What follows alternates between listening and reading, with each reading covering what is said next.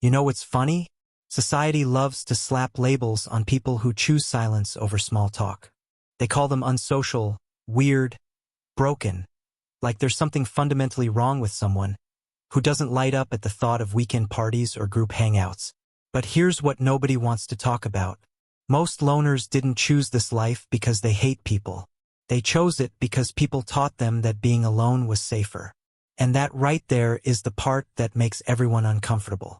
Let me paint you a picture. There's this person. Maybe you know them. Maybe you are them. And they don't talk much. They keep to themselves.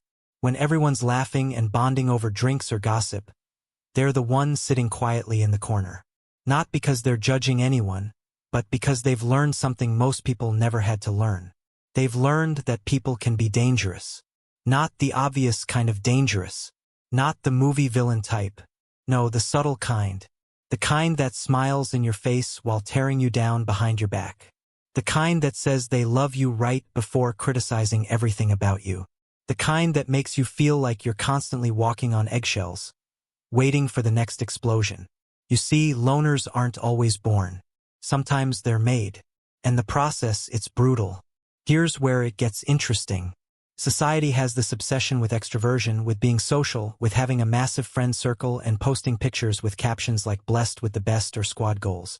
And if you're not doing that, if you're not constantly surrounded by people, constantly engaging, constantly performing, then something must be wrong with you, right? Wrong. But society doesn't want you to know that. Because if people started questioning why they feel exhausted after every social gathering, why they feel drained instead of energized, the whole charade would fall apart. The lie that you need 100 friends to be happy would crumble. And then what? People might actually start listening to themselves instead of the noise around them. Can't have that. So instead, they pathologize solitude. They make it seem like choosing to be alone is some kind of personality defect. Like you're missing out on real life if you're not constantly plugged into the social matrix. But here's the kicker. Most of the people judging loners, they're miserable in their own social circles. They're just too scared to admit it. Let's dig into something specific. You know what creates a loner faster than anything else? Growing up in a home where nothing you did was ever good enough. Picture this. You bring home a report card with 5 A's and 1 B. Normal parents might celebrate the A's, right? But not yours. Why wasn't this an A? Your cousin got straight A's. What's wrong with you? Or maybe it was simpler than that. Maybe it was the way your dad looked at your body and made comments about your weight at the dinner table every single night until you stopped eating in front of people altogether. Maybe it was your mom criticizing your clothes, your hair, your friends, your interests, everything that made you you until you learned to hide every part of yourself just to avoid the next verbal assault. This is called chronic criticism. And it doesn't just hurt in the moment, it rewires your entire relationship with other people. Because when you grow up being told that everything about you is wrong, that you're too loud or too quiet, too fat or too skinny, too smart or too stupid, you start believing that being around people means being judged. And eventually you stop showing up at all. Not because you hate people, but because the exhaustion of constantly defending your existence is too much to bear. When you started doing that, when you started choosing to be alone rather than criticized, people called you problematic. They said you had an attitude. They never asked what made you build those walls in the first place. Here's something darker. Shame isn't just about criticism. It's about being made to feel fundamentally defective. Like there's something rotten at your core that everyone can see, except you tried so hard to hide it. Maybe you were the kid who got excited about something, a hobby, a passion, an interest, and your parents laughed at you. Not with you, at you. They mocked your enthusiasm until you learned that being excited about anything meant setting yourself up for humiliation. Or maybe you made a mistake, a normal human mistake, and instead of gentle correction, you got rage. You got the silent treatment. You got punished so severely that you learned mistakes weren't just wrong, they were unforgivable. This is how shame gets planted deep in your bones until you start believing that you are the mistake. And what happens when you carry that kind of shame? You avoid people, because being around them means they might see what you've been taught to believe about yourself. So you disappear. You become invisible. You master the art of being in a room without actually being present. And people call that unsocial. But you call it a choice. They never consider that it might be survival. Now let's talk about betrayal. Not the dramatic movie kind. The everyday kind that cuts deeper because you never saw it coming. You had a best friend. You told them everything. Your fears, your dreams, your secrets. The stuff you didn't tell anyone else because you thought this person was safe. You thought this person got you. And then what happened? They told everyone.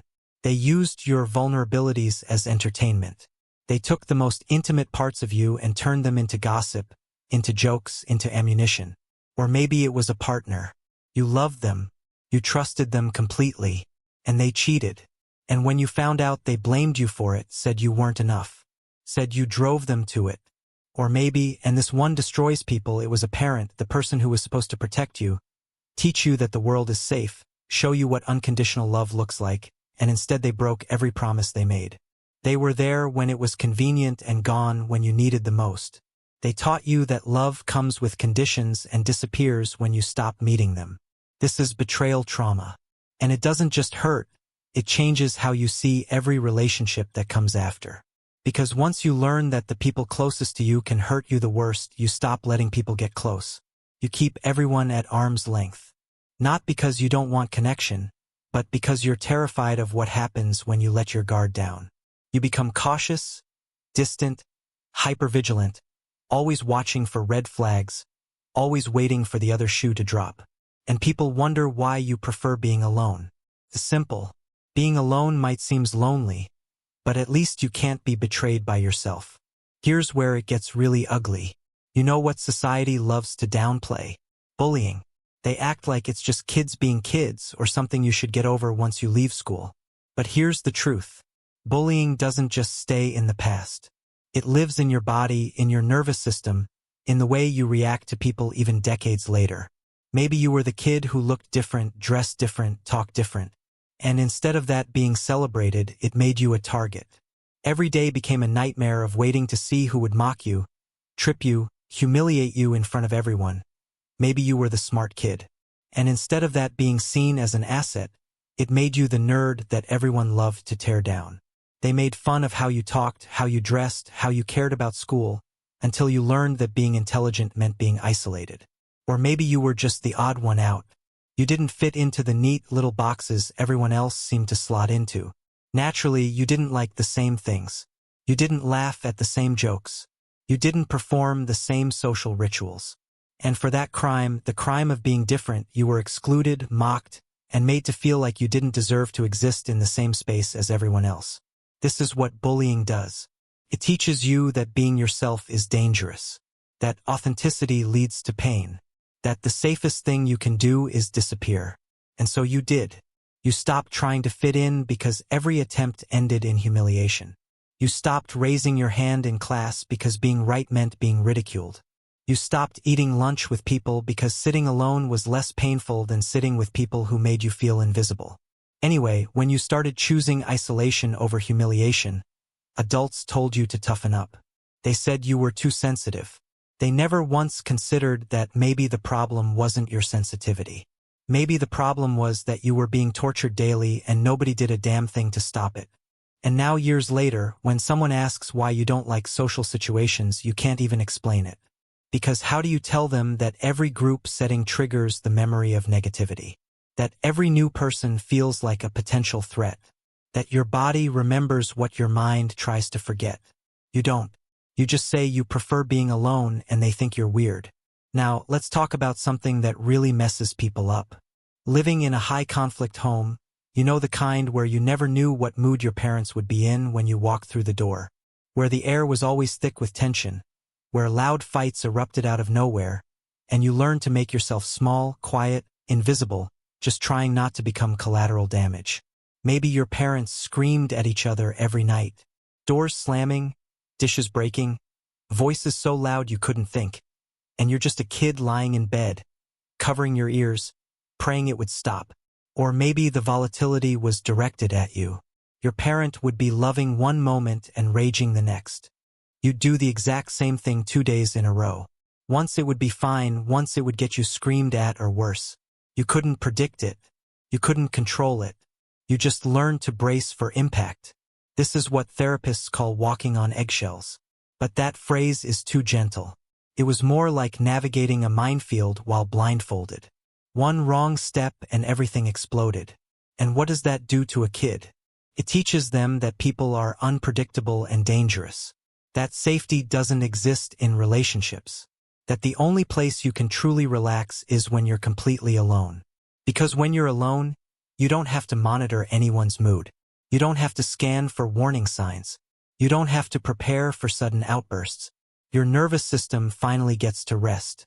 So yeah, you became a loner. Not because you're unsocial, but because isolation became synonymous with peace, with safety, with control.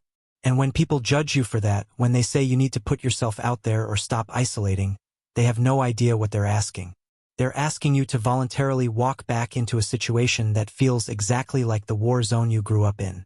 No thanks. Here's a specific kind of trauma that people really don't talk about enough. Public humiliation. Not just being embarrassed. That's normal.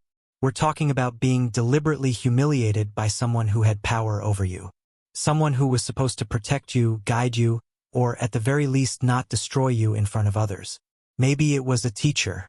You gave a wrong answer in class. And instead of gently correcting you, they mocked you. They made an example out of you. They let the entire class laugh at your expense while you sat there face burning, wanting to disappear. Or maybe it was your parent. You did something wrong, something minor, and instead of handling it privately, they screamed at you in public, at the grocery store, at a family gathering, in front of your friends. They made sure everyone saw them tear you down, humiliate you, make you feel like nothing. Or maybe it was your siblings. They found that one thing you were sensitive about and they hammered it constantly in front of everyone. Your insecurities became their punchline. Your pain became their entertainment. And the worst part, nobody stopped them. The adults who should have intervened just stood there. Or worse, they laughed along. This is the kind of experience that fundamentally changes how you see social situations. Because now most group setting carries the threat of humiliation. Most conversation feels like it could turn into an ambush. Most laugh sounds like it might be at your expense. So you avoid these toxic people. You skip the parties. You eat lunch alone. You find ways to exist without putting yourself in situations where you could be humiliated again. And people think that's a problem. They think you're the problem. They never consider that maybe you're just protecting yourself from people who've proven they can't be trusted with your vulnerability. Now, we need to talk about something that doesn't fit into a neat little story. Something that doesn't have a beginning, middle, and end. Complex trauma, or what therapists call CPTSD. This isn't about one bad thing that happened. This is about living in an environment where bad things happened constantly, where you never felt safe, where your entire childhood was just one long exercise in survival. Maybe your caregivers were emotionally unpredictable, loving one day, cold the next. You never knew which version of them you'd get. So, you learned to read micro-expressions, to gauge moods, to become hypervigilant just to avoid triggering their anger or disappointment. Or maybe you were neglected. Not the dramatic kind where you didn't have food or shelter. The invisible kind where your physical needs were met, but your emotional needs were completely ignored. You had a roof over your head, but no one to talk to. You had food on the table, but no one who cared how you felt. This kind of trauma is insidious because it doesn't look dramatic from the outside. There are no bruises, no broken bones, just a kid who learned way too early that they couldn't depend on anyone, that their feelings didn't matter, that asking for help meant weakness. And what happens to that kid when they grow up? They become adults who can't trust anyone, who can't ask for help, who manage everything alone because they learned that relying on others only leads to disappointment. They become loners not by choice, but by conditioning. And their nervous system, that primitive part of their brain that's designed to keep them safe, is stuck on high alert, always scanning for danger, always prepared for things to go wrong, always exhausted from the constant vigilance.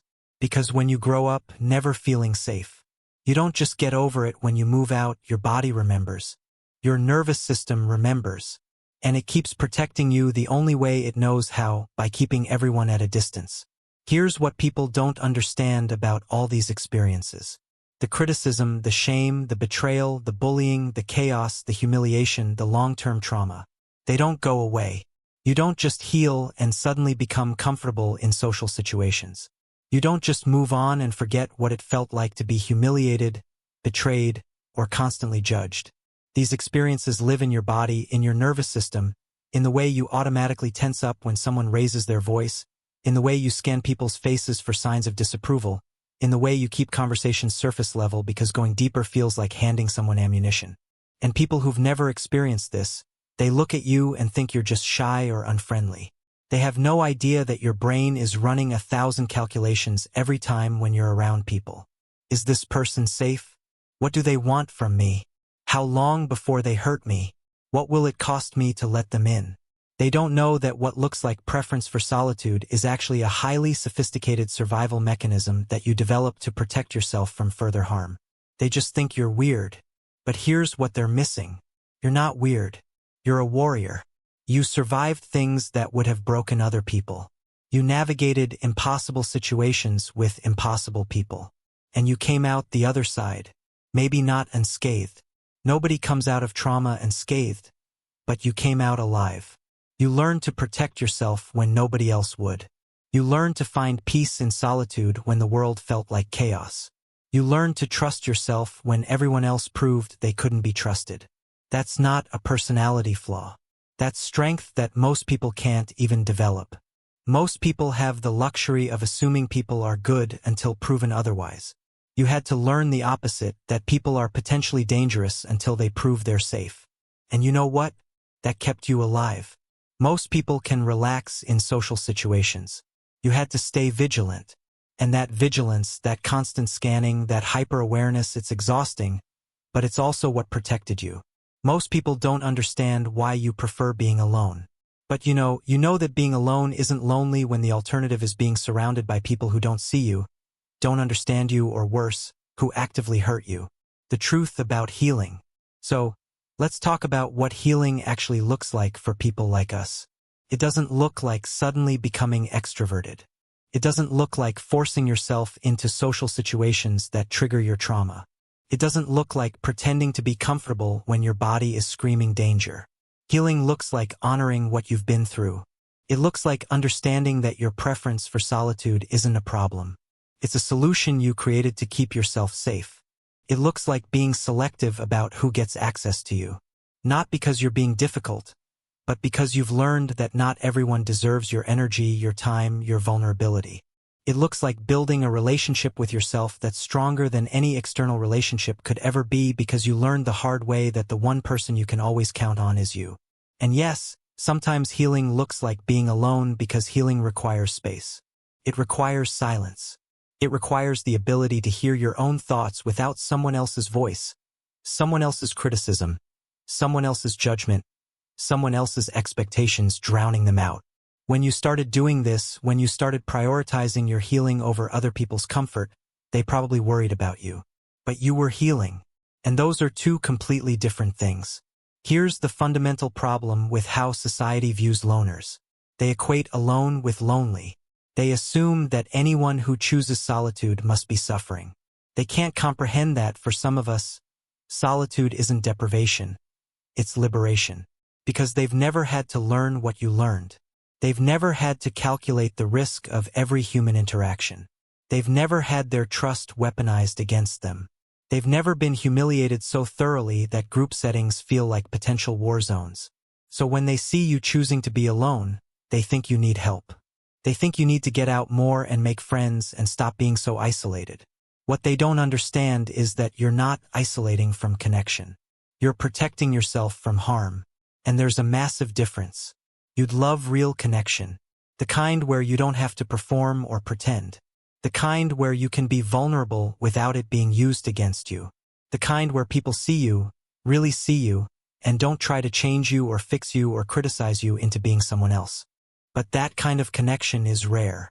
And until you find it, solitude is the safer bet. And that's not something to sympathize with. That's wisdom earned through pain. You want to know what real freedom looks like. It looks like someone who doesn't need other people's validation to know their worth. Someone who can sit in a room full of people and feel perfectly comfortable leaving. Someone who's done the work to understand that their preference for solitude isn't a flaw. It's a feature. That's what trauma survivors who became loners have that others don't. The ability to choose themselves first without guilt, without shame, without needing anyone's permission. And that terrifies people because someone who doesn't need validation can't be controlled. Someone who's comfortable alone can't be manipulated through fear of loneliness. Someone who's built a strong relationship with themselves doesn't need to be saved. And that's the real reason society has a problem with loners. Not because they're broken, but because they're free in a way most people never will be. They're free from the exhausting need to be liked by everyone. Free from the performance of pretending to enjoy things they hate. Free from toxic relationships they're maintaining just to avoid being alone. That kind of freedom is revolutionary and it makes people uncomfortable. So here's what changes everything. The moment you stop apologizing for being a loner, the moment you stop explaining yourself to people who will never understand, the moment you realize that your solitude isn't something that needs fixing, it's something that saved your life. That's when you step into your power. But here's what nobody tells you. You don't owe anyone access to you. You don't owe anyone your energy, your time, your presence. You don't owe anyone an explanation for why you choose peace over chaos, solitude over performance, authenticity over acceptance. Society will try to guilt you about this. People will call you selfish. But here's the truth they don't want you to know. Maybe they're the ones who need to look inward. Maybe they're the ones who can't sit with silence because it forces them to face what they've been running from. Maybe they're the ones who are uncomfortable, constantly seeking external validation because they never learned how to find peace within themselves. And maybe, just maybe, your ability to be alone is the best response to a world that taught you that people are dangerous. The strength they'll never see. Let's be absolutely clear about something. The strength it takes to become comfortable being alone after what you've been through. Most people will never understand it. They'll never know what it's like to have your trust shattered so completely that you had to rebuild your entire sense of safety from scratch. They'll never know what it's like to be criticized so constantly that you had to learn to validate yourself because no one else would. They'll never know what it's like to be betrayed so deeply that you had to become your own best friend just to survive. They'll never know what it's like to be humiliated so publicly that you had to develop an entirely new relationship with vulnerability. They'll never know what it's like to grow up in chaos and have to create your own peace because nobody else would provide it. And because they'll never know, they'll never celebrate the warrior you had to become. But you know what it took. You know the nights you cried yourself to sleep. You know the years you spent thinking something was fundamentally wrong with you. You know the battle you fought just to get to a place where you could look at yourself in the mirror and think, I'm okay on my own. That's not weakness. That's not antisocial behavior. That's not something to fix. That's resilience. That's strength. And if other people can't see it, that's their limitation, not yours. The world needs people who aren't afraid to stand alone, who trust their own judgment more than the crowd's opinion, who know that real strength isn't about how many people you surround yourself with. It's about how comfortable you are when everyone else leaves. You're not broken. You're a warrior. You survived things that would have destroyed others. You built a life for yourself despite everything working against you. You learned to find peace in solitude when the world told you that being alone meant being wrong. And warriors don't need permission to choose themselves. So to everyone reading this who's ever been called too quiet, too distant, too unsocial, too much of a loner, you're not alone in being alone. There are millions of us out there quietly living our lives, finding peace in solitude and refusing to apologize for it anymore. Your trauma doesn't define you, but your survival does. Your ability to protect yourself does. Your wisdom does, your strength does, and that's worth celebrating. See you in the next one. Keep being the warrior, my friends.